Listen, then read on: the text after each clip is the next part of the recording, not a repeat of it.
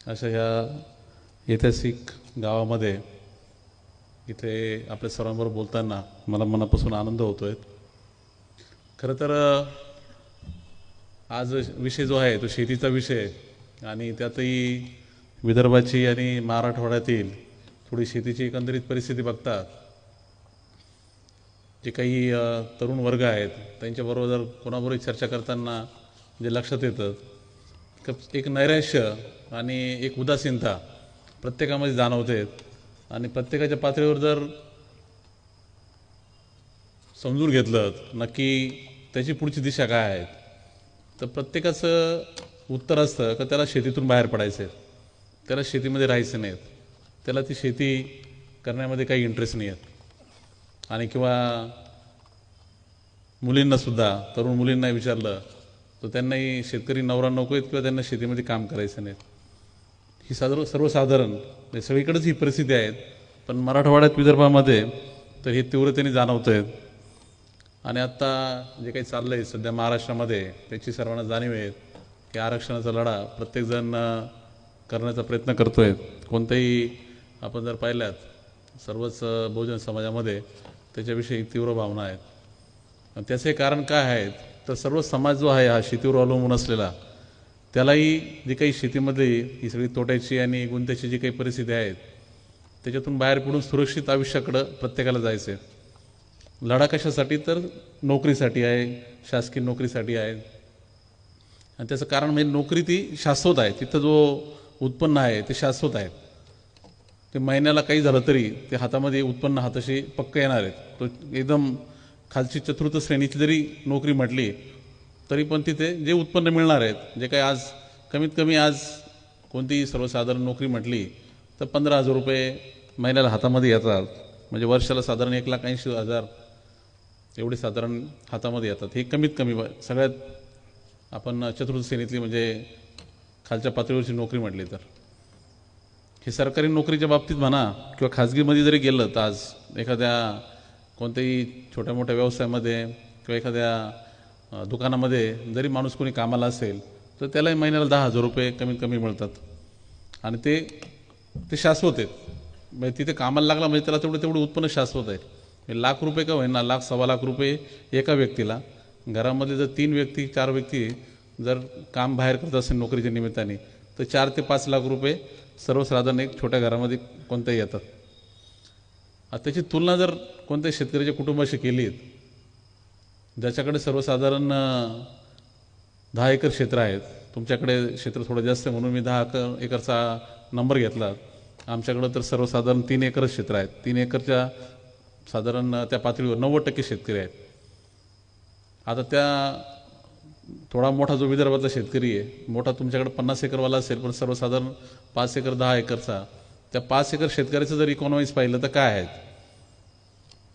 आपल्या सगळ्या मराठवाड्यात विदर्भात किंवा महाराष्ट्राचं खरीपामधलं जर मुख्य पीक पाहिलं तर सोयाबीन आणि कापूस आहेत. त्या सोयाबीन आणि कापूसमध्ये तूर हे आंतरपीक म्हणून असतं. तसं जर असेल तर मग ते वर्षभराचं तेवढंच पीक. आणि जिथं मग आंतरपीक नाही तिथे सोयाबीन नंतर चना किंवा गहू हे पीक घेतलं जातं. आता ह्या सगळ्याची जर गोळाबेरीज केली की किती उत्पन्न त्या शेतकऱ्याच्या हातात एकरी येतात. कोणी तर बरेच लोक तर हिशोबच लिहित नाही. त्यामुळं नक्की कोणाला सांगितलं विचारलं का तुम्हाला मागच्या वर्षी किती पैसे शिल्लक राहिलेत किंवा मागच्या 5 वर्षाचे किती 10 वर्षाचे किती तर कोणाला सांगताच येत नाही. अंदाजे चालतात, एवढे राहिलेत तेवढे राहिलेत असं प्रकारे चालतं. पण सर्वसाधारण आता शासकीय आकडेवारी शासनाची का जिला अधिकृत मानायला पाहिजे ती आकडेवारी जरी काढली तर तुम्हाला दिसेल कापसाचं आणि सोयाबीन किंवा तूर आणि चना हे सगळं जो काही मुख्य क्रॉपिंग पॅटर्न आहे त्याच्यामध्ये सरासरी जास्तीत जास्त 6 ते 7 क्विंटल एका हंगामामध्ये असं दोन्ही हंगामाचे मिळून 14-15 क्विंटल. आणि त्याचा जर हिशोब जो काही सरासरी भाव मागच्या 10 वर्षात मिळाला आहे 50 रुपयाचा तर 60,000 रुपये एका एकरामागे. सर्व चांगलं झालं तर पाऊसही चांगला पडला, निसर्गाने सगळी साथ दिली, त्याचबरोबर मग शासनाने हमीभाव पण दिला, सगळं चांगलं झालं तर साधारण 60 ते 70,000 ज्याच्यामध्ये खर्चच कमीत कमी 35,000 ते 40,000 मग शिल्लक राहता किती 25,000 रुपये.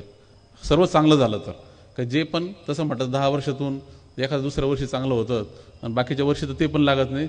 बऱ्याच वर्षी तर उलटं होतं, ते पण जे पैसे टाकले ते पण बुडतात पाऊसच वेळेवर पडला नाही किंवा पाऊस नेमका अशा वेळेस पडला का पीक तयार आहे त्यांनी ते खराब झालं, जे बाकीचं निसर्गाच्या ज्या अडचणी त्या वेगळ्याच. तर हे 25,000 रुपये जरी तुम्ही सरासरी हिशोब जोडला 5 एकर म्हणजे 1.25 लाख रुपये झालेत ते पूर्ण कुटुंबाला.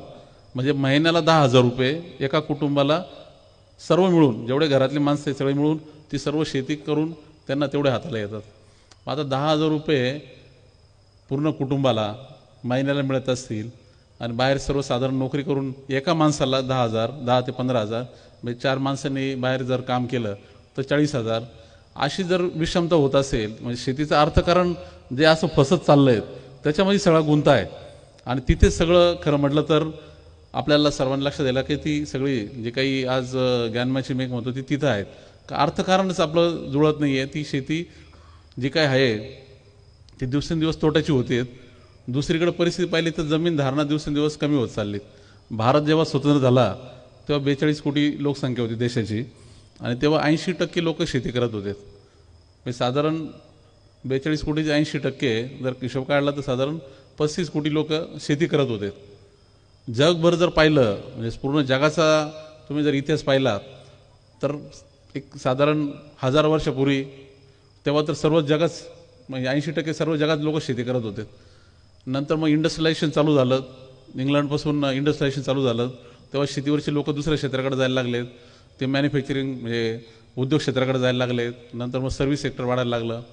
तर तिकडे सगळे इकडे म्हणजे इंग्लंडपासून युरोपमधले सगळे देशपासून अमेरिका, जपान किंवा ऑस्ट्रेलिया जो काही विकसित भाग आहेत जगाचा तिथे सगळीकडे जर पाहिलं तर शेतीतून लोक दुसऱ्या क्षेत्राकडे जात राहिली, स्थलांतर होत राहिलं. आणि आता परिस्थिती अशी आहे अमेरिकेत किंवा युरोपमध्ये, जपानमध्ये तुम्ही जर पाहिलं तर तिथे शेतीवर अवलंबून असलेली लोकसंख्या फक्त 4%च्या आसपास आहेत. 4%. त्यातही त्या देशांची लोकसंख्याच मुळात किती, इंग्लंडची लोकसंख्या आजही 8 कोटी आहे. म्हणजे 8 कोटीच्या 4% म्हणजे फक्त 32 लाख लोक इंग्लंडमध्ये, इंग्लंडसारख्या देशामध्ये शेती करतात. आणि आपल्याकडे काय झालं, लोकसंख्या शेतीवर अवलंबून असलेली टक्केवारीमध्ये ती झाली कमी. म्हणजे 80%वरून आज म्हणतो आपण साधारण 50% लोक शेती करतात. पण लोकसंख्येचा वेगच एवढा होता आपला, दरवर्षी 2.5% 3% वाढत ती लोकसंख्या 42 कोटीवरून आता 142 कोटीवर येऊन पोहोचलेली. आणि 142 कोटीचे 50% म्हणजे 70 कोटी लोक आज शेतीवर अजूनही अवलंबून आहेत. म्हणजे खरं तर 32 कोटीवर संख्या कमी व्हायला पाहिजे होती, तर ती वाढत जाऊन उलटं झालं, ती 70 कोटीवर झाली. म्हणजे तो शेतीवरचा, जमिनीवरचा जो भार आहे, एका प्रति कुटुंबाला जी जमीन आहे ती उलटे अजून डिवाईड होत गेलीत आणि तो अजून गुंता वाढलात.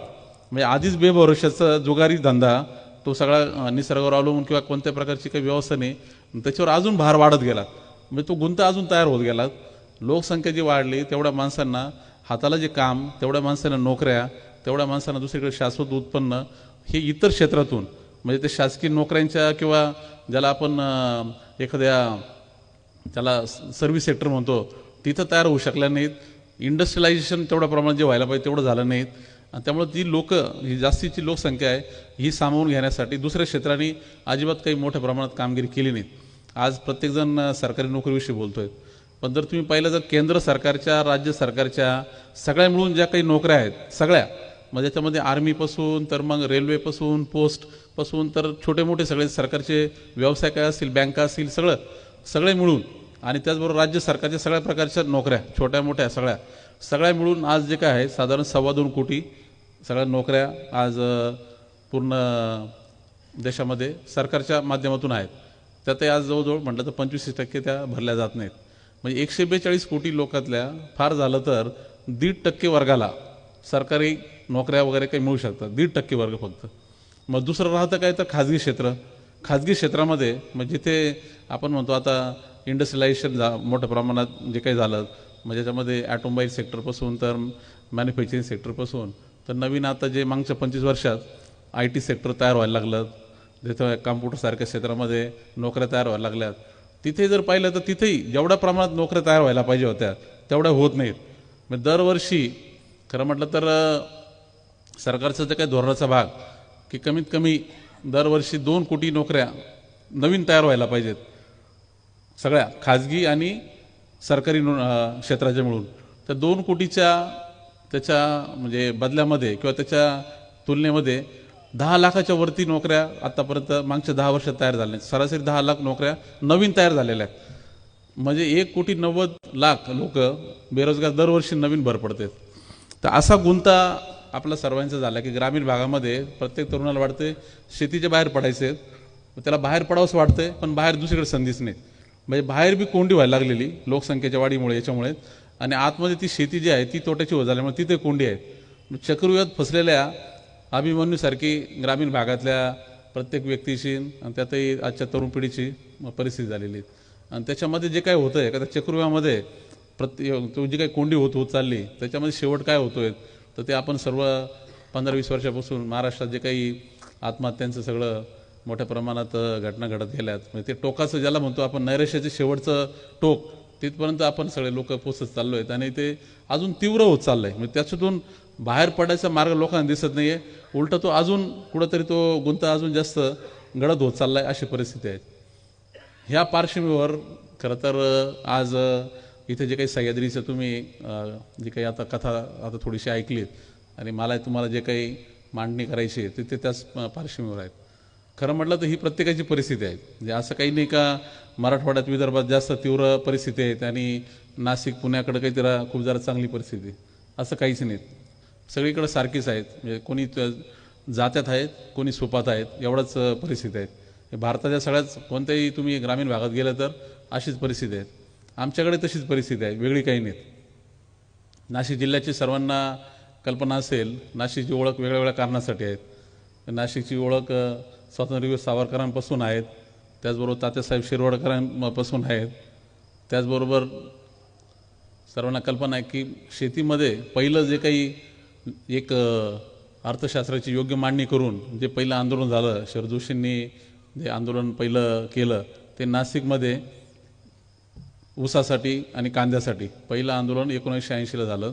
जी मांडणी त्या काळामध्ये म्हणजे आजचा जवळजवळ 43 वर्षापूर्वीची गोष्ट आहे, तर तिथं मांडणी केली गेली की शेतीचं अर्थशास्त्र हे तोट्याचं आहे आणि ते जे काही तोट्याचं आहे त्याचं कारण आहे का आमच्या मालाला जे काही योग्य त्याला उत्पादन खर्चावर आधारित भाव आहे तो मिळायला पाहिजे, तो मिळत नाहीत. आणि त्याचं कारण आहे का सरकारची धोरणं, सरकारचीच का धोरणं जे आहेत का ती शेतीमालाचा भाव हा कमी ठेवायचा. आणि तो कशासाठी, तर उद्योग क्षेत्राला कमी किमतीमध्ये त्यांना कच्चा माल मिळावा किंवा ग्राहकाला कमी दरामध्ये त्याला सर्व अन्न मिळावं आणि त्यासाठी शेतीमालाचा भाव हा ठरवून कमी करायचा. शरद जोशींनी तेव्हा जी काही त्यांची घोषणा होती की ही शेतकऱ्याचं मरण हेच सरकारचं धोरण आहे. समाजवादी व्यवस्थेमध्ये तशा प्रकारची सगळी त्यांची त्या प्रकारची परिस्थिती होती आणि शेतीमालाचे भाव ठरवून म्हणजे इंग्रजांच्या काळापासूनच आपल्याला कल्पना आहे की कच्चा माल इथून घेऊन जायचा, विदर्भातलाच कापूस इथून स्वस्तामध्ये घेऊन जायचा, मँचेस्टरला तिकडं तयार करायचा कापड आणि ते परत इकडं पक्का माल इकडं आणून विकायचा, तो महागात विकायचा. म्हणजे दोन्ही बाजूंनी भारतीय अर्थव्यवस्थेचं जे शोषण इंग्रजांच्या काळात झालं तेच नंतर काही प्रमाणामध्ये सगळं सरकारच्या आपला जरी देश स्वतंत्र झाला तरी चालू राहिलं. आणि शरद जोशी तेव्हा त्यांची जी मांडणी होती का गोरे इंग्रज गेले आणि काळे इंग्रज आलेत, बाकी काही शेतकऱ्याच्या आयुष्यात फरक पडला नाही. ही सगळी जी मांडणी होती तिची सगळी नाशिकपासून सुरुवात झाली. आणि नाशिकमध्ये तेव्हा 80च्या दशकामध्ये खूप मोठ्या प्रमाणात आंदोलनं झालेत आणि त्याच्यातून नंतर ते सगळ्या महाराष्ट्रातच पसरत गेले किंवा आता ते सर्व देशामध्ये याच्याविषयी जागरूकता आहेत. शेतीचा गुंता शेती तोट्याची आहेत, शेतीमध्ये आता कोणत्या प्रकारचं जे उत्पन्न शाश्वत मिळत नाहीत याच्याविषयी सर्वांची एक आता एकमताने ही मांडणी सर्वांनी मान्य केली आहे, सर्वच पक्ष म्हणजे त्याच्यामध्ये कोणी असेल. पण याच्यामध्ये जो एक मुद्दा जो म्हणजे शरद जोशींनी जी मांडणी केली पहिल्या टप्प्यातली ती सर्वांना मान्य. आता सर्वच सगळे म्हणतात का हे बरोबर आहेत का शेती तोट्याची आहेत आणि शेतकऱ्याचं आयुष्य खूप खडतर आहेत आणि ते त्याच्यातून बाहेर काढायचं त्याला तर काय काय करायला हवं सगळे बोलत आहेत. पण नक्की करायचं काय, म्हणजे आजची परिस्थिती अशी आहे, करायचं काय नक्की,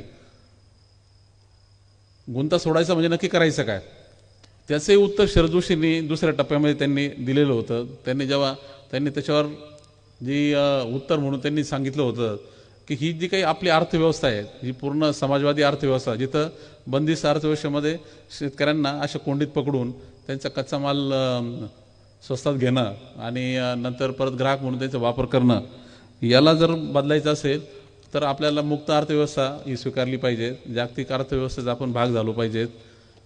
शेती ही सरकारच्या ताब्यात न राहता ही शेतकऱ्यांना स्वतंत्रपणे त्यांना व्यवसाय म्हणून त्यांनी करायला हवीत आणि त्या प्रकारची धोरणं राबवायला हवीत. ती प्रकारची ती मुक्त अर्थव्यवस्था देशामध्ये यायला हवीत. आणि त्यामुळे जेव्हा ग्लोबलायझेशन साधारण 92च्या दरम्यान स्वीकारायचा विषय झाला तर सर्वात पहिला पाठिंबा तो शेतकरी संघटनेनी शरद जोशींनी त्याला दिला होता. आणि त्याच्या मागची जी भूमिका होती का शेतकरी हा व्यावसायिक म्हणून उभा राहायला पाहिजेत आणि त्याला इतर व्यावसायिकांना जसं मुक्त अर्थव्यवस्थेमध्ये स्वतंत्र त्यांना त्यांची मतं किंवा त्यांना निर्णय घ्यायला त्यांना त्याच्यामध्ये सरकारने मुभा दिलीत. मुक्त अर्थव्यवस्थेचा खरं सगळ्यात महत्त्वाचा भाग काय आहे तर प्रत्येक व्यक्ती म्हणजे ह्या देशातला प्रत्येक गावातला जो तरुण आहे, प्रत्येक व्यक्ती आहे, त्याला स्वतंत्र पद्धतीने त्याचे निर्णय घेता आले पाहिजेत. त्याला त्याच्या पद्धतीने त्याची वाढ करता आली पाहिजेत आणि ती करण्यामध्ये सरकारने शक्य झालं तर त्याला पाठबळ दिलं पाहिजेत. पण पाठबळ जर देऊ शकत नसेल तर कमीत कमी त्याचा पायात पाय घातला नाही पाहिजे, आडकाठीने केली पाहिजेत. ही सगळी जी काय आहेत ही मांडणी जगाचा सगळा इतिहास जर पाहिला आपण तर जिथे जिथं मुक्त अर्थव्यवस्थेचं धोरण स्वीकारलं गेलं तिथेच आपण एक पाऊल तिथं माणसांनी प्रगती केलेली दिसते. आणि अशी व्यवस्था देशामध्ये जर आली भारतामध्ये तर मग खऱ्या अर्थाने शेतीमध्ये बदल होईल आणि त्या अर्थाने शेतीबरोबर इतरच पूर्णच अर्थव्यवस्थेमध्ये बदल होईल अशी मांडणी होती. आणि ते जे पाहिलं 92 नंतर खरं भारतामध्ये प्रगतीचा वेग वाढला. आपला जो काही GDP आहे, देशाची प्रगती आहे साधारण 92-95 नंतर व्हायला लागली. आज देशाची आपल्या भारताची ओळख 5वी अर्थव्यवस्था म्हणून आहे. साधारण 95 साली जर तुम्ही पाहिलं भारताची अर्थव्यवस्था जगामध्ये 25व्या नंबरला होती, खाली होती, तिथून आता 5व्या नंबरवर आली. आणि अजून 5 वर्षामध्ये आपण जास्तीत जास्त 2028ला आपण जगातली 3 नंबरची अर्थव्यवस्था होऊ. म्हणजे आपण इंग्लंडला आपण आधीच मागं टाकलं आहे, आता जर्मनी आणि जपान त्यांना पण आपण जास्तीत जास्त 5 वर्षात मागं टाकू आणि अजून जास्तीत जास्त 5 वर्षात 3 नंबरची अर्थव्यवस्था होऊ. ही सगळी प्रगती झाली, हा सगळा वेग झाला हा पण कुठे, हा सगळा शहरामध्ये. जिथं तिथं जे काही आपण बघतोय मागच्या 25 वर्षात शहरं किती बदलले. पुण्यात गेले, मुंबईत गेले, दिल्लीत गेले, तुम्हाला दिसतं सगळं बदललं आहे. तो 25 वर्षात पुणे, मुंबई, हैदराबाद, तुम्ही बेंगलोर कुठे जा ते सगळे बदलायला लागले. तालुक्याचे गावं काही प्रमाणात बदलायला लागले, थोडेफार तिथं काहीतरी बदल दिसत आहेत. पण ज्या पद्धतीने ही सगळी शहरं बदलली त्याचं कारण आहे का तिथं सगळ्या प्रकारची त्या मुक्त अर्थव्यवस्थेमुळे जागतिक सगळ्या संधी तिथल्या आल्यात. मग त्या IT सेक्टरमध्ये आल्या, त्याचबरोबर त्या मॅन्युफॅक्चरिंग सेक्टरमध्ये आल्या, त्या मग इन्शुरन्स सेक्टरमध्ये आल्यात, बँकिंग सेक्टरमध्ये आल्यात. तिथे सगळं बदल दिसायला लागला. गावाकडं काही बदल दिसायला नाही, कारण गावाकडं ते वारं आलंच नाही, येऊ दिलं नाहीत किंवा ते तिथल्या माणसांना कळालं नाहीत. आणि त्यामुळे जिथं जो पाहिलं आहे म्हणजे शेतकरी म्हणून माझी परिस्थिती आता मी सुधारायला पाहिजे, मीच बदल करायला पाहिजेत हा विचारही रुजला नाहीत. आणि त्याच्यामुळं अजूनही 30 वर्ष झाले तरी आपण तिथंच आहोत, उलटा अजून जास्त अडचणीच्या काळात येत गेलो आहे. शरद जोशींनी 80च्या दशकामध्ये एक घोषणा दिलेली होती, भीक नको हवे घामाचे दाम. आम्हाला भीक नको आहे, आम्ही शेतकरी म्हणून आम्ही कोणी लाचार नाही आहेत, आम्हाला कोणाची भीक पण नको आहे आणि कोणाची सहानुभूती पण नको आहे. आम्हाला आमच्या घामाचे दाम हवेत. भीक नको हवे घामाचे दाम ही ती घोषणा होती. आणि तीच घोषणा नंतर जेव्हा मुक्त अर्थव्यवस्थेचा सगळं देशाने स्वीकार केला त्याच्यानंतर त्यांनी ती थोडीशी बदलली. भीक नको घेऊ घामाचे दाम, हवेच्या ऐवजी घेऊ हा शब्द त्यांनी वापरला. घेऊ घामाचे दाम. घेऊ म्हणजे काय, आम्ही आमच्या मालाचे दाम घेऊ, आम्हीच माल पिकवतोय, आम्ही कसा विकायचा, काय करायचं आणि काय किमतीत विकायचं ते आम्ही ठरवू, आम्ही त्याचा घामाचा दाम घेऊ. ही ती त्यांची भूमिका होती. आणि त्यानुसार पण घेऊ म्हणजे काय, घेऊ म्हणजे नुसतं म्हटल्याने तर होत नाही ना, तशा प्रकारची व्यवस्था पाहिजे. त्यासाठी ते जमलं पाहिजेत. आणि ते एका व्यक्तीच्या पातळीवर कसं जमेल, म्हणजे मी एकटा शेतकरी, 5 एकरचा शेतकरी, 3 एकरचा शेतकरी एकटाच अशी किती भूमिका मांडली का आता मी माझा माल तर मला परवडेल त्या किमतीतच विकेल. मला ते रुपये जर खर्च केला आहे तर मला 2 रुपये मिळालेच पाहिजेत किंवा मला एकरी कमीत कमी 50,000 रुपये मिळालेच पाहिजेत. जे काही मला अपेक्षित असं काही जे काही उत्पन्न आहेत एक व्यावसायिक म्हणून हे गणित मांडायला आणि ते प्रत्यक्षात घडून आणायला मला एकट्याला शक्य होत आहे का, हा तो खरा गुंता आहे.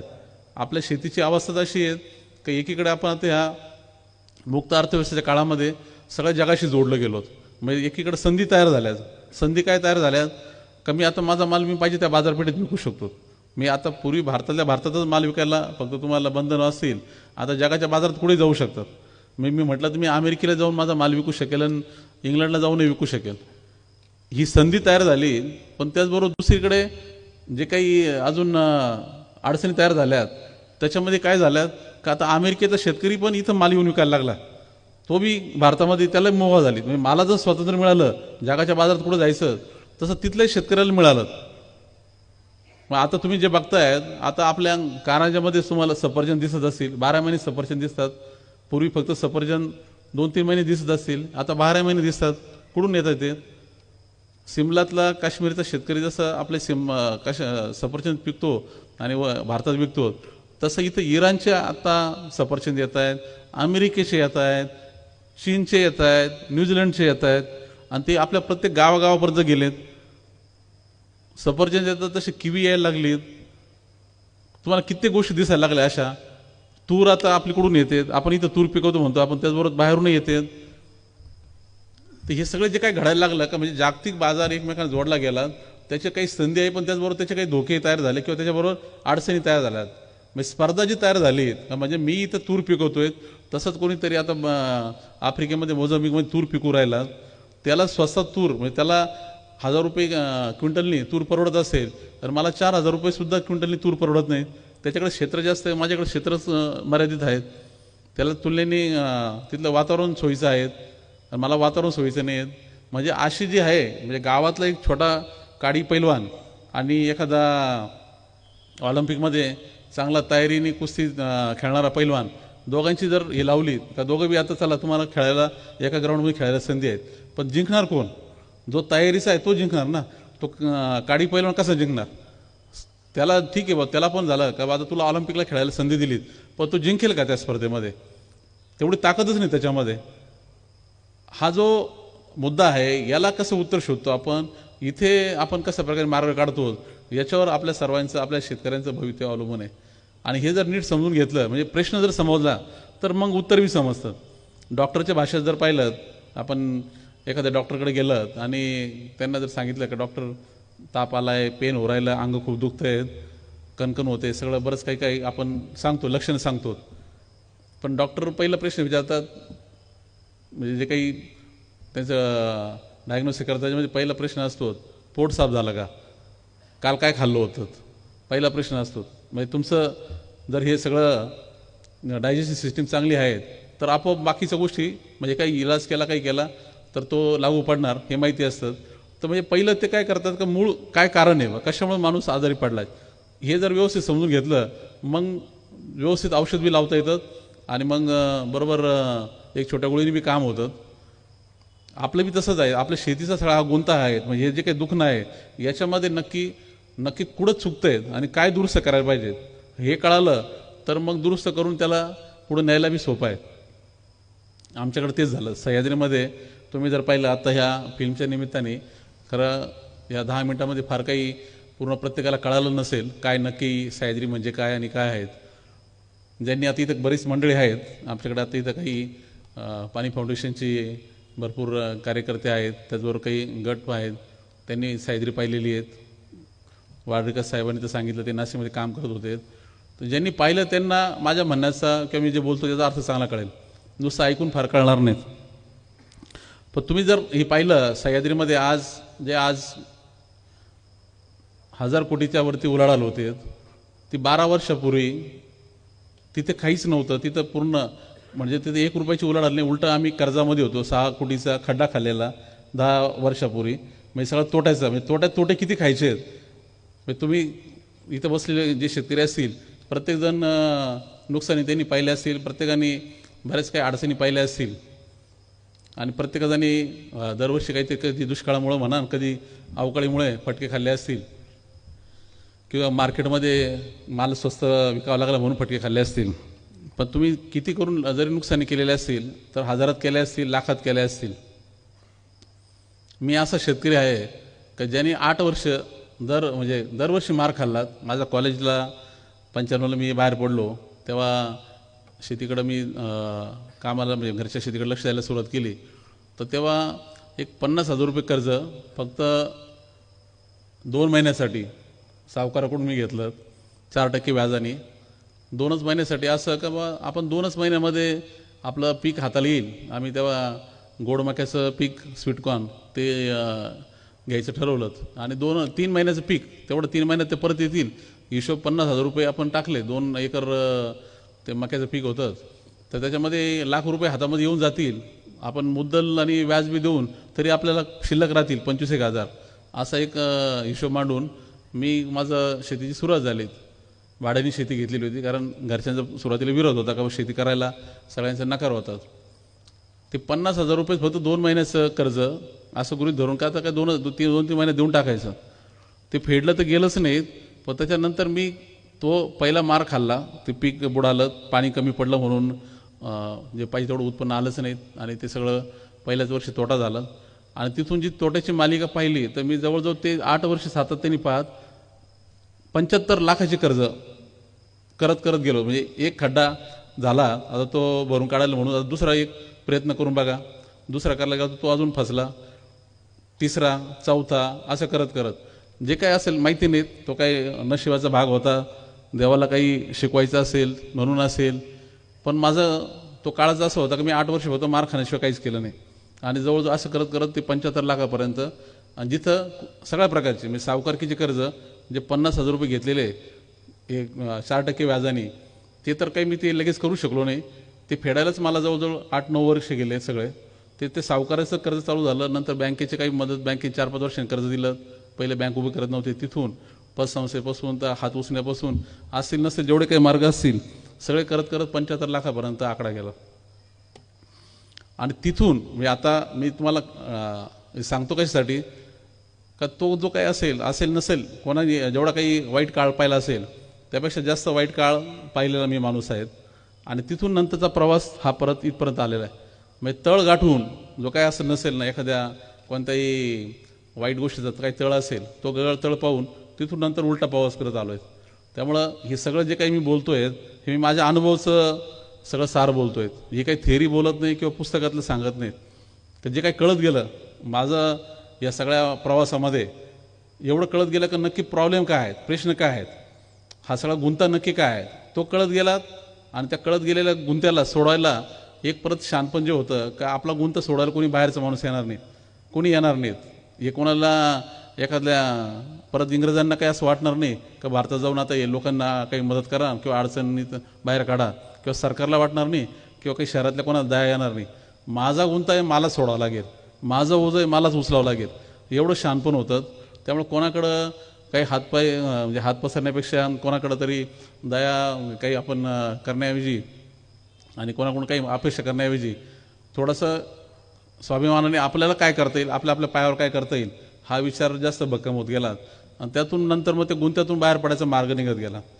वाडेकर साहेबांनी आता सांगितलं 2005ची गोष्ट सांगितली त्यांनी, 4-5 म्हणजे तो जो काही काळ होता तो तिथं असा चेंज ओव्हरचा काळ म्हणतो आपण, बदलाचा काळ होता. मला एवढं कळत होतं का खड्ड्यातून बाहेर पडायचं तर तेवढी मोठी उडी मारायला पाहिजेत. आपल्याला पिकाचंच असं बदलावं लागतील. आपले जे काही पिकं आहेत तोटा होतो म्हणजे काय होतो, खरं म्हटलं तर शेती म्हणजे काय आहेत, एका दाण्याचे 1000 दाणे होणारा हा व्यवसाय आहे. म्हणजे निसर्गाचे नियम आहेत. एक दाणा तुम्ही पेरला त्याचे 1000 दाणे होतात. म्हणजे सगळ्यात तसं म्हटलं तर सगळ्यात फायदेशीर व्यवसाय असायला पाहिजे. 4 महिन्यामध्ये 1 रुपयाचे 1000 रुपये होणं कधी कोणी ऐकलंय का? निसर्गाच्या नियमाने ते होतात. म्हणजे तेवढा गुणाकार तिथे होतो. फक्त दुःख न काय आहे का ते पैसे जे काही होतो तो गुणाकार होऊन जी आधी जी संपत्ती तयार होते ती माझ्या हातात राहत नाही, ते दुसरंच कोणीतरी घेऊन जातो.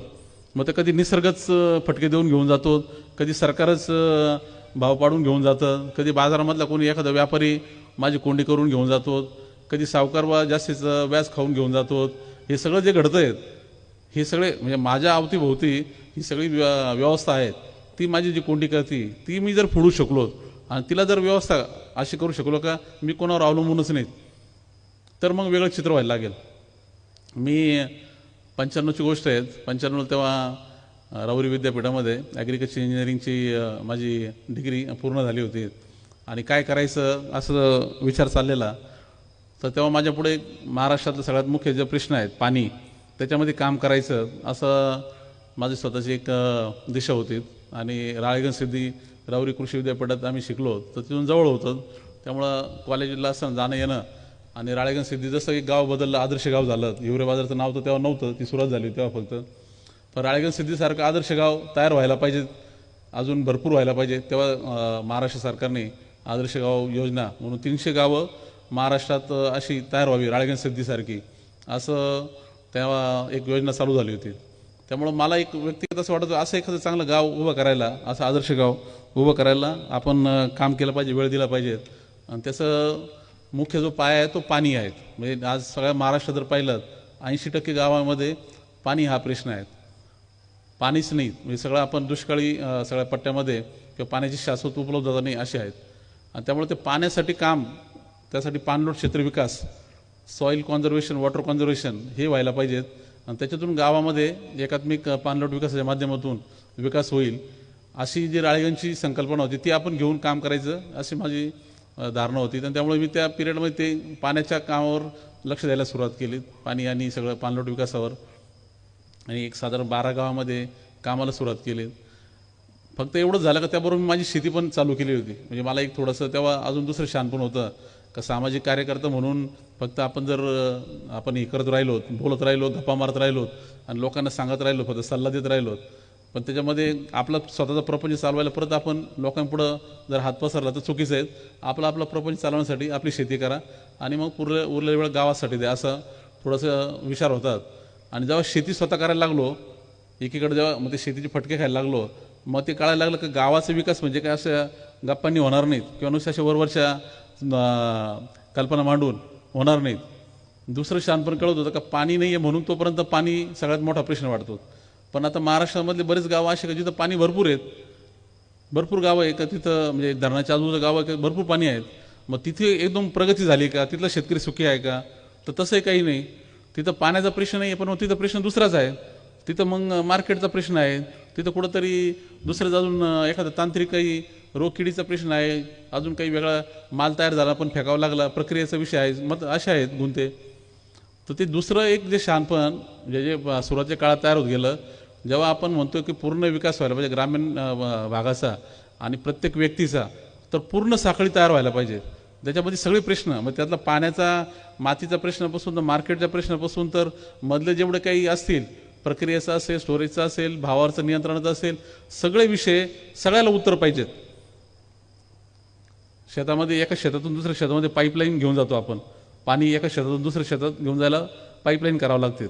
आता ती पाईपलाईन केली, अपेक्षित काय असतं, इकडून जर 1 लाख लिटर पाणी टाकलं तर तिकडं तेवढंच पाणी निघावं, पण बऱ्याचदा ते पाणी पोचत नाहीत. मग लक्षात येतं का तिला लिकेजेस, कुठंतरी लिकेज तयार झालेले, जमिनीखाली असते, त्यामुळे कळत नाही. वरून अंदाजे माणूस म्हणतो थोडं इथं कुठंतरी वरती पाण्याचं काही दिसलं तर वाटतं का इथं लीक आहे म्हणून तेवढं लीक काढतो.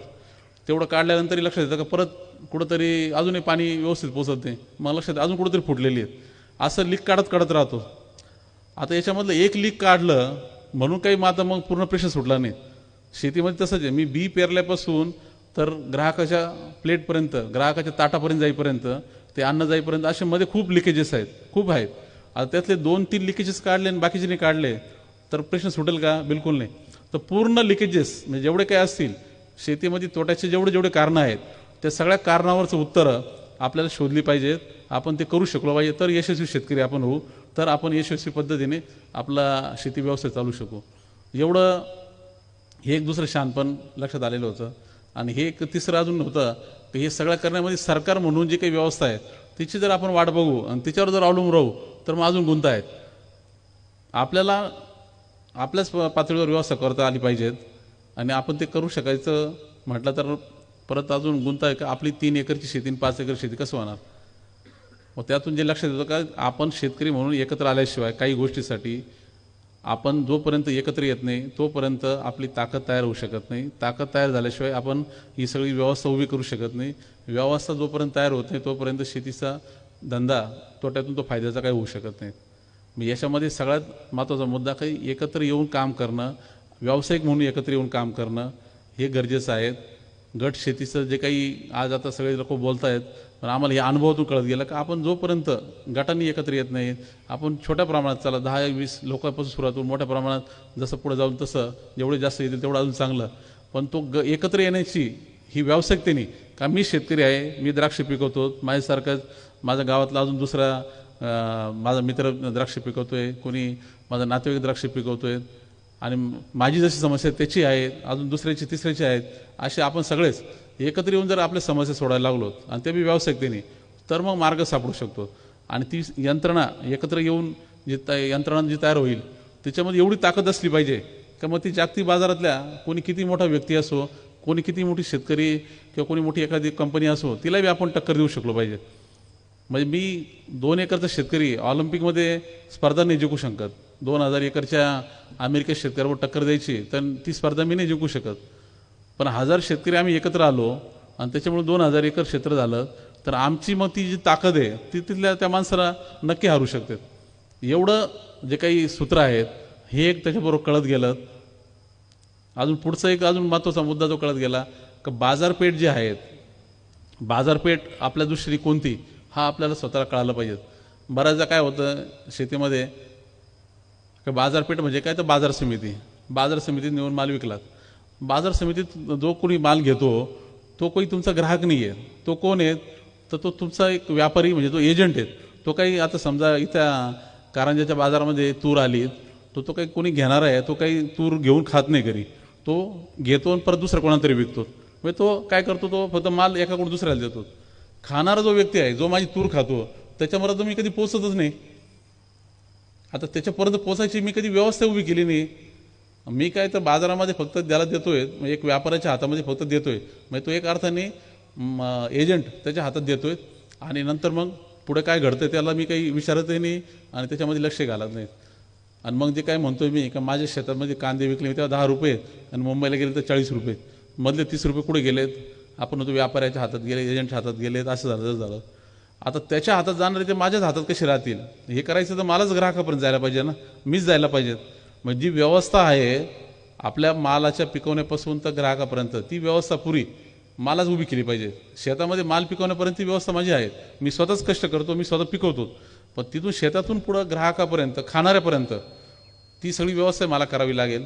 हे सूत्र आपल्याला सगळ्यांना समजून घ्यावं लागेल आणि जो ज्याला जे जमेल तो मग नक्की वेगळा होणार. आता जो खाणारा ग्राहक आहे तो मात्र एक त्याला खरं पाहिलं तर आज राजा शब्द, शेतकरी राजा, बळीराजा शब्द वापरतात. सर्वांना कल्पना आहे, हे सगळं म्हणजे कवी कल्पना आहेत. वस्तुस्थिती काय आहे, राजा म्हणजे कोण, का ज्याला निर्णय घेण्याचा अधिकार आहे, जो ठरवू शकतो काय तो म्हणेल तसं गोष्टी घडू शकतात. तर तशा भूमिकेमध्ये आज कोण आहे, तर ग्राहक आहेत. ग्राहक खऱ्या अर्थाने राजा आहे. तुम्ही प्रत्येकाच्या त्या ग्राहक नजरेतून बघा स्वतःला. आज तुम्हाला चॉईस झाला आहे, म्हणजे इथं बसलेला आज म्हटलं तर उत्पादक बी आहे, काही शेतकरी आहेत, त्याचबरोबर ते दुसऱ्या मालाचे ग्राहक बी आहेत. मी ग्राहक म्हणून मला चॉईस आहेत, म्हणजे मला एका वेळेस 50 प्रकारचा माल माझ्या पुढं उपलब्ध आहेत. त्याच्यामध्ये मला कोणता माल घ्यायचा तो मी ठरवणार. मग मी मोबाईलच्या बाजारात गेलो तर मला 50 कंपन्याचे मोबाईल दिसतात, 50 प्रकारचे मॉडेल दिसतात, त्यातलं काय चॉईस करायचं ते मी ठरवतो. तसंच एखाद्या धान्याच्या बाजारातही गेलो तसंही मला दिसतं का काय घ्यावा. मिठाईच्या इथं गेलं तर तुम्हाला कारंजामध्ये 50 मिठाईची दुकानं सापडतील, मग मी ठरवतो ह्या मिठाईची दुकानं घ्या, त्या दुकानात घ्यायचे. चॉईस मला झाला आहे, म्हणजे ग्राहकाला झाला आहे, उत्पादकाला काही चॉईस नाही झालेला आहे. म्हणजे ग्राहक काही आपला शेतकरी हा काही राजा नाही, राजा आहे तर ग्राहक आहे. आता त्या राजाच्या नजरेतून आपण उत्पादक म्हणून स्वतः तेवढं सक्षम आहे का? म्हणजे त्या राजाला जर जिंकायचं आहे तर मला विचार करावा लागेल माझे जेवढे स्पर्धक आहे, जे माझ्यासारखा माल पिकवणार आहे, त्या सगळ्यांच्या तुलनेमध्ये माझा माल चांगला गुणवत्तेचा आहे का, त्याचबरोबर ग्राहकाला अजून दुसरं जे पाहिजेत ते हे आहे का, तो माल सुरक्षित आहे का. कारण आज तर अन्न म्हणजे प्रत्यक्ष पहिले काय ते सुरक्षित आहे का, त्या अर्थाने मी माझा माल आहे का, आणि त्याचबरोबर तो मी माफक किमतीत त्याला देतोय का. हे सगळं जर सूत्र जुळवलं तर ग्राहक माझ्या हातात आहे, तर राजा आहेत. हे ते नीट समजून घेणं आहेत. आणि दुसरीकडे जो काय ग्राहक म्हणजे फक्त कारंजातला किंवा फक्त पुण्यातला, मुंबईतला किंवा दिल्लीतला नाही, तर जगात जिथं जिथं संधी आहे ती सगळी लोकं माझ्यासाठी ग्राहक आहेत. मग तो अमेरिकेतला माणूस आहे किंवा इंग्लंडमधला आहे, जपानमधला आहे का, मग दिल्लीतला आहे का, मुंबईतला आहे का, कारंजातला आहे, माझ्या दृष्टीने तर 750 कोटी लोक सगळे माझ्यासाठी ग्राहक आहेत. आणि त्याच्यामधला जो ग्राहक मला जास्त किंमत देईल, जो जास्त चांगल्या पद्धतीने व्यवहार माझ्याशी करेल, मी त्याच्यासाठी काम करेल. मी काही ठेका घेतला का भारतातल्या लोकांना खाऊ घालण्यासाठी मी अन्न पिकवलं पाहिजेत. जर सरकारला वाटत असेल लोकांना त्यांनी आणावं, उकडून आणावं बघावं, मला तर माझा व्यवसाय, माझी जर 5 एकर 10 एकरची शेती आहे, ती मला परवडती का, व्यवसायातीन होती का, मला त्याच्यामध्ये सन्मानाने जगण्या इतकं उत्पन्न मिळतंय का, माझ्या पुढच्या पिढीला पुढे जायला संधी मिळते का, जगायला त्यांना मानाने जगायला जेवढं उत्पन्न लागतं तेवढं मिळतंय का, हा माझा प्रश्न आहे. तो मी सोडवण्यासाठी काम करेल. हा शुद्ध विचार घेऊन सह्याद्रीमध्ये आम्ही काम करत राहिलो. आणि आजची परिस्थिती अशी आहे की सह्याद्रीमध्ये आज जे काही घडलं 12 वर्षामध्ये, आम्ही भारतातून सर्वात जास्त द्राक्ष निर्यात करणारी कंपनी म्हणून सह्याद्रीची ओळख केली. द्राक्ष एकमेव असं पीक आहे की जिथं शेतकरी स्वतः जो पिकवतो तो युरोपच्या बाजारापर्यंत माल घेऊन जातो. वाडेकर साहेब, दुसरं कोणी एखादं पीक आहे का भारतातलं? मला एक पीक सांगा तुम्ही की जिथं शेतकरी स्वतः अशा म्हणजे युरोपसारख्या अमेरिकेसारख्या बाजारापर्यंत जिथं प्रीमियम मिळतो ना, ते बाजाराचे अर्थ काय आहेत? इथल्या 30 रुपयाचे तिथे 60 रुपये मिळतात. ते ग्राहक पण काही उगीच नाही देत, तो तेवढा क्वालिटीचा दर्जाचा माल मिळतो म्हणूनच. आणि तो परत त्याला अजून 10 पर्याय आहेत. त्याला साऊथ आफ्रिकेचा आहे, पेरूचा आहे, चिलीचा आहे. त्याच्या तुलनेमध्ये भारताचा माल घेतोय म्हणजे आपण त्याला सिद्ध केलं का मी तुझ्यासाठी सगळ्यात चांगला पर्याय. आणि हे कोणी केले तर स्वतः उत्पादकांनी, शेतकऱ्यांनी. द्राक्ष एकमेव असं पीक आहे भारतातलं का जिथं शेतकरी स्वतः ग्राहकापर्यंत, ते बी जगातल्या उत्तम बाजारपेठेपर्यंत पोहोचलात. दुसरं एकही पीक नाही. भारतातून आता जवळजवळ 2 लाख कोटीची सगळ्या शेतीमालाची निर्यात होती. 2 लाख कोटी वेगळे वेगळे, ज्याच्यामध्ये आपला तांदूळ जातो, आपली साखर जाते, आपले मग हे जातात, काही मासे जातात, बरंच काही अजून इतर प्रोसेस प्रोडक्ट जातात, बरंच काही काही जातात, चहा जातो, मसाले जातात, बरंच काही काही जातात. पण त्या सगळ्यामध्ये एक्सपोर्ट करण्यामध्ये तिथे शेतकऱ्याचा कुठंच काही संमत येत नाही. जो येतो तो कोणीतरी व्यापारी, तो शेतकऱ्यांकडून खरेदी करून पाठवतो. द्राक्ष एकमेव असं पीक आहे की जिथं स्वतः शेतकरी पोहोचलेत. आता हा चमत्कार हा कुठला बाहेरचा नाही आहे, हा कुठला इतर राज्यातला नाही आहे, कुठला काही नाही, इतर अजून बाहेरचं उदाहरण नाही, तर हे महाराष्ट्रातलं उदाहरण आहे, आपल्या मातीतलं उदाहरण आहे, जवळचं उदाहरण आहे. आणि 30 वर्ष मगाशी मी जे सांगितलं 80 दशकामध्ये जे काही 80 आणि 90च्या दशकामध्ये आमची लोक त्यानुसार शिकत गेली. आमच्या आधीच्या पिढीमध्ये या दृष्टीने विचार व्हायला लागलात का आपण इथंच आता भांडत बसायचं आणि आंदोलन करत राहायचे का, आपली जी ताकद आहे, जी एनर्जी आहे, ती आपण स्वतः पुढाकार घेऊन काही स्वतःच्या बाजारपेठा उभ्या करायला, त्यासाठी जे काही कामं करावं लागतं त्यासाठी करायचं का, त्या दृष्टीने सगळी वाटचाल चालू झाली. आणि त्यातून म्हणजे साधारण 90च्या दशकामध्येच आमच्याकडे साधी शेतकरी, कोणी असं काही म्हणजे बाहेरचे लोक नाही, सर्वसाधारण शेतकरी, बाळासाहेब जगताप म्हणून आमच्या नाशिकमधले एक साधारण शेतकरी, 10वी शिकलेला फक्त शेतकरी, 2 एकर द्राक्ष बाग होती आणि त्याच्याबरोबर थोडासा हे राहायचं, रिकामा वेळ राहायचा म्हणून टॅक्सी चालवायचे.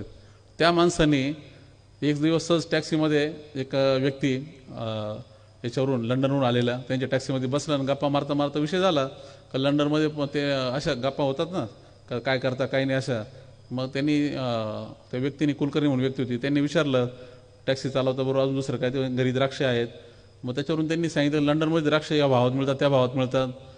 तर त्या बाळासाहेब जगतापांनी त्यांनी मनावर घेतलं, अरे लंडनमध्ये जर तेव्हा 70 रुपयांनी द्राक्ष विकले जायचे आणि नाशिकमध्ये तेव्हा 7 रुपयांनी, अरे मला माझी द्राक्ष का नाही जाऊ शकत लंडनपर्यंत.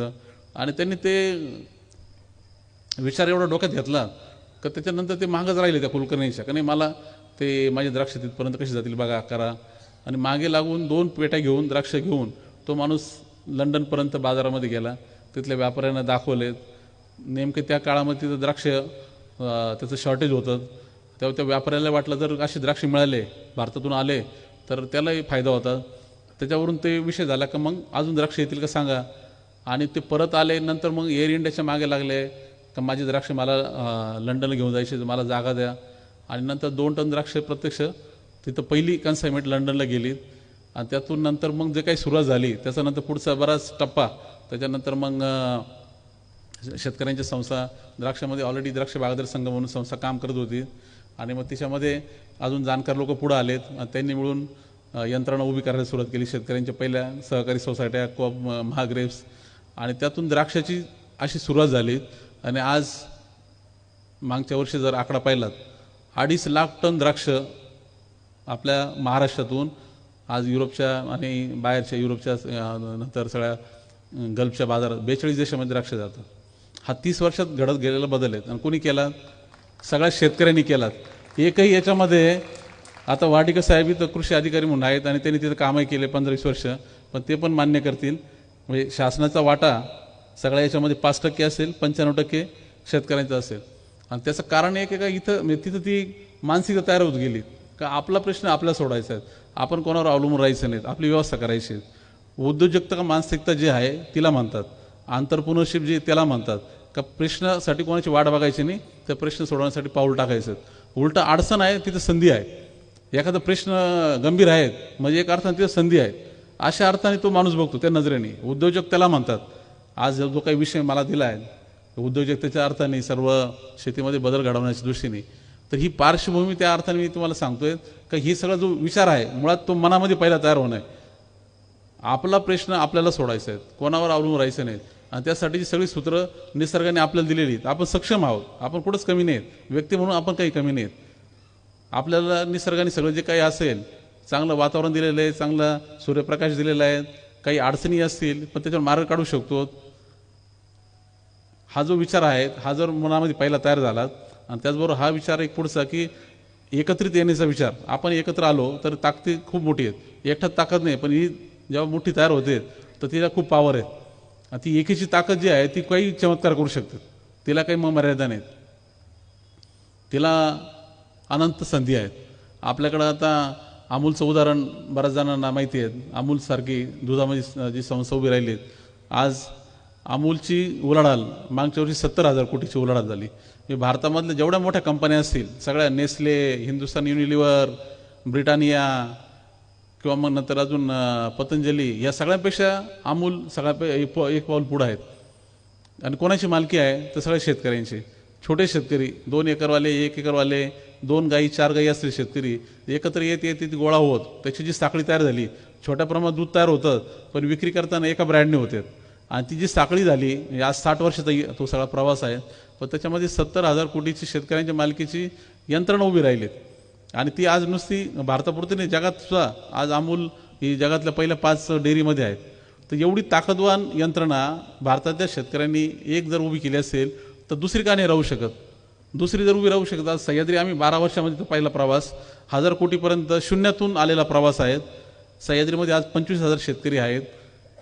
द्राक्षाबरोबर आमचे जवळजवळ 8 मुख्य फळपिकं, त्यातले सगळे सभासद एकत्र येत गेलेत. आणि जी साखळी म्हणजे आता 12 वर्षाचा प्रवास आमच्या दृष्टीने तर फक्त पाया रचण्याचा आहे. म्हणजे आम्ही याला काही फार यश मानत नाहीत आणि खूप मोठी कामगिरी केली असं मानत नाही. हा पाया रचायचं काम जे काही आम्हाला पुढच्या 3 पिढ्यांसाठी 4 पिढ्यांसाठी आम्हाला जे दिसतंय का ते त्यांचं जर भविष्य घडवायचं आहे तर आपल्याला पाया रचावा लागेल, आपल्याला पायाचं दगड व्हावं लागेल. आणि त्या दृष्टीने या 12 वर्षाकडे आम्ही पाहिलं. लोकांना 1000 कोटीचं कौतुक वाटतं. मध्ये 2 महिन्यापूर्वी महाराष्ट्र शासनाने पहिल्यांदा उद्योजकता पुरस्कार देण्याचं ठरवलं. त्याच्यामध्ये रतन टाटांना त्यांनी पुरस्कारासाठी निवडलं, उद्योग भूषण म्हणून. आणि त्याच्याबरोबर अजून 3 लोकांना पुरस्कार दिला. ज्याच्यामध्ये एक तर सिरम इन्स्टिट्यूटचे आदर पुनावाला, म्हणजे ज्यांनी कोविडची लस काढली, म्हणजे तेवढं मोठं काम केलं म्हणून त्यांचं नाव होतं. तिसरं एक महिला उद्योजक म्हणून किर्लोस्कर, गौरी किर्लोस्कर, त्यांचं नाव होतं, जे ते पण 100 वर्षाचा इतिहास असलेली कंपनी किर्लोस्कर. आणि चौथा पुरस्कार मला दिलात. म्हणजे मला तेव्हा विशेष वाटलं. पहिली गोष्ट खरं म्हटलं तर महाराष्ट्रात खूप आहेत, म्हणजे असं काय आता उद्योग क्षेत्रात काम करणारे खूप शेत आहेत, पण मी तिथं आवर्जून म्हटलं की एका शेतकऱ्याला तुम्ही उद्योजक म्हणून पुरस्कार दिला, हीच मोठी पहिलीच गोष्ट आहे. कोणी ठरवून केली का मला माहिती नाही, पण तुम्हाला जर आता सह्याद्रीचं नाव 1000 कोटी उलाढाल आणि द्राक्ष एक्सपोर्ट करणारी सगळी मोठी कंपनी त्या अर्थाने दिला असेल, पण मला त्यातला अर्थ जो कळतोय की एक शेतकरी ज्याला आपण म्हणजे कुठंतरी म्हणजे आज जर पाहिलं तर शेतकरी म्हणून बळीराजांना अन्नदाता असं काहीतरी कल्पनामध्ये कवी कल्पनात अडकून ठेवलं आहे. आणि तो तोट्याचा खेळ त्याचा जो चालला आहे तो सगळ्यांना समजत असताना काही होत नाही. तशा शेतकऱ्याला तुम्ही आज एक उद्योजक म्हणून पुरस्कार दिला. म्हणजे आज एका अर्थाने शेतीचा जो काही प्रवास आहे हा आता खऱ्या दिशेने योग्य दिशेने चालू झाला असं म्हणायला काही हरकत नाही. आणि तसं जर खरोखर धोरणात बी आलं तर मग उत्तम असेल. मग ते खऱ्या अर्थाने महाराष्ट्रामध्ये बदल घडून आणणार आहेत. म्हणजे आज या ग्रामीण भागात प्रत्येक तुम्ही महाराष्ट्रात कोणत्या कोपऱ्यात गेलं तर हा उद्योजकतेचा विचार शेतीमध्ये येण्याची गरज आहे. का आपली शेती आता ही आपण व्यवसाय म्हणून केली पाहिजे. प्रत्येक म्हणजे माझ्याकडं 5 एकर क्षेत्र आहे, म्हणजे काय एक 5 एकरचं ती छोटी इंडस्ट्री आहे. तर छोटा व्यवसाय इंडस्ट्री, जसं आता या रस्त्याने तुम्ही गेला तर दुकानं आहेत, प्रत्येकजण त्याचं छोटं पानटपरीसुद्धा एक व्यवसाय म्हणून चालवतो, हिशोब मांडून करतो. सकाळपासून संध्याकाळपर्यंत उत्पन्न किती आलं, खर्च किती आलं, शिल्लक काय राहिलं, त्याच्याबरोबर तो विचार करतो कशा पद्धतीने ग्राहक ताब्यात घ्यावा, स्पर्धकाबरोबर कसं लढावं, सगळा व्यवसाय कसा विचार करून चालतो. एखादा कोणीतरी इथं वर्कशॉपवाला असेल, तो जसा इंडस्ट्री म्हणून विचार करतो तसा विचार मला आता विचार करावा लागेल. 5 एकर 2 एकर असो, पण तसा उद्योजक म्हणून विचार करावा लागेल. आणि तो मला माझं उत्पन्न सन्मानाने जगणं इतकं मिळेल का हे मला बघावं लागेल. आम्ही एक अजून विचार घेऊन चाललो आहे की दर महिन्याला 50,000 रुपये निव्वळ नफा, म्हणजे वर्षाला कमीत कमी 6 लाख रुपये माझ्या आहे तेवढ्या क्षेत्रामध्ये मला कशी मिळतील. माझ्याकडे 3 एकर क्षेत्र आहे, तरी पण मला 6 लाख रुपये पाहिजेत. कारण तेवढं तरच 50,000 रुपये मला महिन्याला माझ्या कुटुंबाच्या घरात आलेत. तर छोटं कुटुंब जे काही 4-5 जणांचं, तर मला इतर नोकरी इतर कुठं काही करण्याऐवजी तर माझ्या दृष्टीने ते चांगलं आहे. आणि मी गावामध्ये मग मोकळा हवेचा आनंद घेतोय, सगळा शुद्ध वातावरणाचा आनंद घेतोय, आणि वरून उत्पन्नही शाश्वत आहेत. मी कशाला मुंबईला जाईल, मी कशाला पुण्याला जाईल. तेवढं उत्पन्न शाश्वत उत्पन्न, म्हणजे नावाला 5,000 4,000 मिळून उपयोगाचे नाही. ते कमीत कमी ते सन्मानाने जगणं इतकं उत्पन्न, कमीत कमी आजच्या जर खर्चाचा हिशोब पाहिजे 50,000 रुपये, आणि ते पण शाश्वत असं मिळवणं ही आपल्या सभासदांच्या पातळीवरचं ध्येय असायला पाहिजे. त्या अर्थाने मग ती रचना, मग कोणतं पीक घ्यावं, जिथं ज्याच्यात उत्पन्न आहे तेच पीक घेणं. मी काही ठेका घेतला नाही का मी सोयाबीनच लावू, मी कापूस लावून. आता बऱ्याच लोकांच्या अशा कल्पना असतात का नाही आमच्या भागात हेच पिकतं, आमच्या भागात तेच पिकतं. आता खरं तर असं काहीच नाही का बा तुम्ही हेच पीक घ्यायला पाहिजे तेच घ्यायला पाहिजे, कोणी सांगितलंही नाही. आपण परंपराने का मागच्या 10-20 वर्ष काय चाललं त्याप्रमाणे पुढे चाललेला असतो. पण जो असा एक व्यावसायिक विचार का मला हे पीक परवडत नाही तर मग मी दुसरं कोणतं पीक घ्यायला पाहिजे, त्याच्यानंतर ते पीक माझ्या वातावरणात चांगलं येईल का, माझ्याला उपलब्ध असल्या पाण्यात येईल का, उपलब्ध असल्या भांडवलात येईल का, त्याचबरोबर त्याला मार्केट आहे का, हे सगळं एक त्याला आपण अभ्यासाने एखादं जे म्हणतो एखादं उत्पादन कोणतं घ्यायचं ठरवतो तसं शेतीमध्ये व्हायला हवं. आणि तो विचार मग उद्योजकतेचा विचार आला का सगळं होतं. तर ते 5 एकरचं युनिट माझं असं व्यावसायिकतेने कसं चालेल, आणि ते यशस्वी चालण्यासाठी मला एकत्र येऊन एकत्रीची ताकद, व्यक्तिगत कशी जे अडचणी आहे त्याच्यावर मात करायला एकत्रीची ताकद, गट शेतीच्या माध्यमातून, आणि आता त्यात चांगला अजून पर्याय की शेतकरी उत्पादक कंपनी व्यवसायच. आमची शेती व्यवसाय, आम्ही व्यावसायिक म्हणून एकत्र येतो, आम्ही तिला कंपनीच म्हणतो. त्यातून आम्ही 100 एकरचे 200 एकर आपल्या 100 शेतकरी 200-500 एकरचे शेतकरी एकत्र येतोय. ते आम्ही एका गावचे आहे का 2 गावचे आहेत हा विषय नाही आहेत. गावच्या पारंपरिक सोसायटीसारखं नाही का गावच्या विविधकारी सोसायटीमध्ये जसे गावातले सगळे लोक एकत्र येतात आणि मग गावचं सोसायटीचं राजकारण आपलं ग्रामपंचायत राजकारण सोसायटीत घेऊन येतात. तसला विचार न करतात मी ह्या गावचा आहे, माझा दुसरा जो कोणी साथीदार आहे तो दुसऱ्या गावचा आहे, अजून तिसऱ्या गावचा आहे, गाव कोणतं याला मतलब नाही, पण आम्ही एका परिसरातले आहोत, एका पिकाचे आहोत, असे लोक आम्ही एकत्र आलो, एका विचाराचे लोक एकत्र आलो आणि व्यवसाय म्हणून तिला पुढे न्यायला सुरुवात केली. ही जी आहे म्हणजे उद्योजक म्हणून प्रत्येक फार्म उभा राहणं, त्याचबरोबर सगळी अशी साखळी म्हणजे पूर्ण एक पिकाची इंडस्ट्री. आम्ही आता द्राक्षाला आमची इंडस्ट्री म्हणतो, आमची इंडस्ट्री ती द्राक्ष इंडस्ट्री आहे. जसे एखादी कार इंडस्ट्री आहेत किंवा एखादी काही मोबाईल इंडस्ट्री आहे तशी द्राक्ष आमची इंडस्ट्री आहे. आणि त्या पिकाला आम्ही त्या अर्थाने बघतो. जसं महाराष्ट्रामध्ये ऊस कारखानदारी उभी राहिलीत, त्या ऊसाला जसं एक पीक इंडस्ट्रियल क्रॉप म्हणून पाहिलं गेलं, तसं मग द्राक्षाला का बघू नयेत, तसंच मग संत्र्याला का बघू नयेत, तसं सीताफळाला का बघू नयेत, तसंच मग सोयाबीनला का बघू नयेत.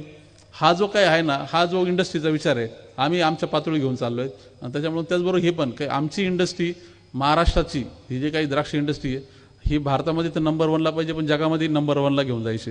आणि त्या अर्थाने मग साखळी जी काही आता उत्पादक कंपनीच्या माध्यमातून साखळी ती बांधायचं काम सगळं करणं, तेवढ्या दर्जाच्या उत्पादनाचं करणं, हे सगळं डायरेक्शननी जे काम चाललं आहे महाराष्ट्रामध्ये प्रत्येक ठिकाणी तसंच करावं लागेल. विदर्भामध्ये आज इथं कारंजामध्ये आपण बसलो आहे, हाच विचार इथल्या आजूबाजूच्या परिसरात लोकांना करावा लागेल. जुनाट विचार सोडावं लागतील. डोक्यातले काही जे काही आपल्या पारंपरिक कल्पना असेल ते एकदा तपासून बघण्याची गरज आहे. जे पीक मला परवडत नाही ते सोडून मी दुसरं काय करू शकतो, कोणत्या पिकाकडे जायला पाहिजे, जाताना ते संघटितपणे कसं जाता येईल याचा विचार करावा लागेल. पाणी नाही आहे पण पाण्यावरची समस्या मात कशी करायची याचा विचार करावा लागेल. हे सगळं सूत्रबद्ध पद्धतीने केलं तर 100% महाराष्ट्रामध्ये प्रत्येक भागात आपल्याला शेती पूर्ण एक उद्योग व्यवसाय म्हणून उभी राहिली दिसेल.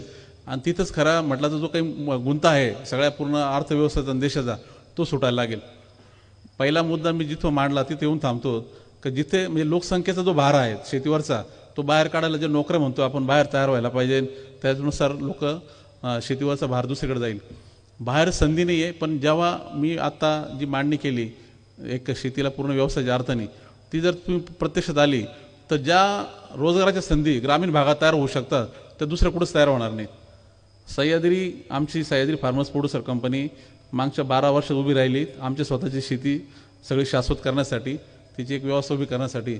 पण ते करताना जो रोजगार तयार झाला, आज आमच्या मुख्य फक्त सह्याद्रीचे आमचा जो 100 एकरचा परिसर उभा राहिला त्याच्यामध्ये जेवढी आता रोजगार तयार झाले 6,000 रोजगार तयार झाले. 6,000 रोजगार शाश्वत रोजगार परिसरातल्या लोकांसाठी तयार झाले. 6,000 रोजगार तयार करायला तिथंच दुसरे अजून सरकारचे जे काही अजून मोठे मोठे उद्योग आहेत. आमच्याकडं हिंदुस्तान एरोनॉटिक्स लिमिटेड HCLचा कारखाना आहे, विमान तयार करायचा कारखाना आहे, आमच्यापासून फक्त 10 किलोमीटरवर आहे. तिथे पण साधारण 5,000 लोक काम करतात. नंतर महिंद्रा कंपनीचा नाशिकमध्ये मोठा कार मॅन्युफॅक्चरिंगचा प्लांट आहे, तिथे साधारण 3,000 लोक काम करतात. म्हणजे जेवढी मोठी एखादी कार इंडस्ट्री, एखादी विमान तयार करायची इंडस्ट्री जेवढा रोजगार तयार करते तेवढा रोजगार द्राक्षाचा जो काही सह्याद्रीचा हॉर्टिकल्चरची जे काही यंत्रणा उभी राहिली तिने फक्त 12 वर्षात केला. आणि गुंतवणूक त्यासाठी किती केली? साधारण 300 कोटीची. आणि तेवढाच रोजगार हिंदुस्तान एरोनॉटिक्स लिमिटेड HCLनी तयार केला. 10,000 कोटीची गुंतवणूक झालेली. 10,000 कोटीची गुंतवणूक करून त्यांनी 5,000 रोजगार तयार केले असतील. आम्ही 300 कोटीमध्ये 6,000 रोजगार तयार केले. तर शेतीमधली जी ताकद आहे ही अशा अर्थाने आहे, रोजगाराच्या तयार संधी तिथेच गावामध्ये गावातल्या गावात तयार करायची हिशोबाने. मध्यंतरी आमच्याकडे राज्याचे तेव्हा तत्कालीन मुख्यमंत्री देवेंद्र फडणवीस साहेब आले होते आणि शेतीचा सगळा या मूल्य साखळ्यांचा विषय आणि सगळी जी काही सरकारची त्यानुसार धोरणं याच्यावर एक वर्कशॉप होतं. आणि त्याच दिवशी एक बेरोजगारांचा मोठा मेळावा तिथे शेजारी ओझर गावात होता. ते तिकडं बेरोजगारांच्या ते मेळाव्याला जाऊन इकडं आलेत दोन्ही. म्हटलं तिकडे बेरोजगारांचा मेळावा आणि इकडं सगळ्या शेतकऱ्यांचा मेळावा. त्या दिवशी मी हा मुद्दा त्यांच्या पुढे मांडला का तुम्ही ह्या अर्थाने जर शेतीकडे पाहिलं जे काही आहेत हे तुम्हाला जर तिकडचा प्रॉब्लेम सोडायचा असेल तर तुम्हाला शेतीकडं आता ह्या नजरेने व्यवसाय म्हणून बघावं लागेल, त्यानुसार धोरणं आखावं लागतील, त्यानुसार गुंतवणूक करावं लागेल आणि तिला ताकद द्यावं लागेल.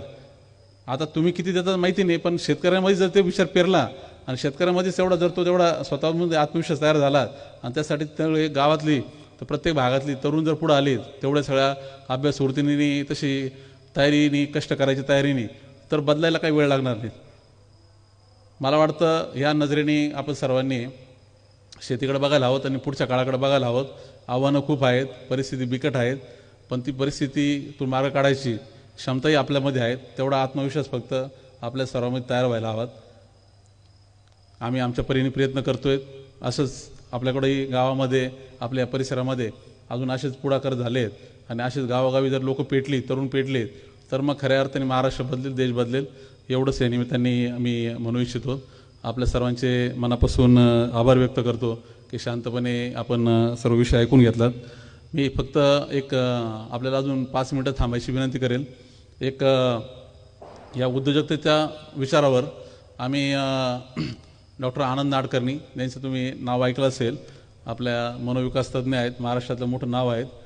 तर त्यांच्या मदतीने एक उद्योजकता विकासाचा म्हणजे शेतकरी हा उद्योजक म्हणून उभा राहावा याच्या दृष्टीने एक कार्यक्रम आम्ही सर्व ट्रेनिंगचा एक कार्यक्रम सगळा उभा केला आहे आणि त्याच्यामध्ये मग प्रशिक्षण शेतकऱ्यामध्ये हा उद्योजकता विकास जाण्यासाठीचा प्रशिक्षणाचा मोठा कार्यक्रम आहे आणि तो हे आहेत जे सर्वांना मोफत याच्यावर डिजिटल फॉर्ममध्ये आहेत आणि म्हणजे तुम्ही इंटरनेटवर गेले तर ते बघू शकतात, करू शकतात. त्यासाठी काही वेगळं खर्च नाही. एक 40 वेगवेगळ्या म्हणजे याची एपिसोडची ती मालिका आहेत. तुम्हाला ती ABP माझाच्या वेबसाईटवर किंवा सह्याद्रीचे गेलं तर बघता येऊ शकतात. त्याचं एक छोटं त्या पूर्ण उपक्रमाचं जे सार आहेत किंवा पूर्ण जो विचार मी मांडला शेतीचा त्याचं एक छोट्या गाण्यामध्ये ते सगळं मांडलेलं आहे आणि अतिशय सुंदर गाणं आहे. ते गाणं आपण ऐकूया आणि कार्यक्रमाची सांगता करूया.